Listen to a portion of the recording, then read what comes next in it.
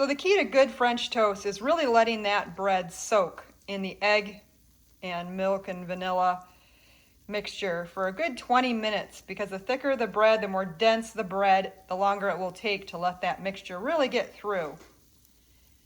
So now I have sprayed my pan and I put down a little bit of butter, and we're cooking this on pretty low heat because, again, with the density of the bread, you want to have it cook all the way through, and we'll flip it in about 3 to 4 minutes.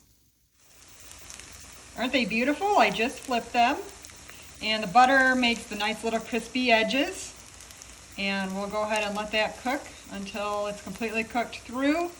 I'm cooking it on low heat.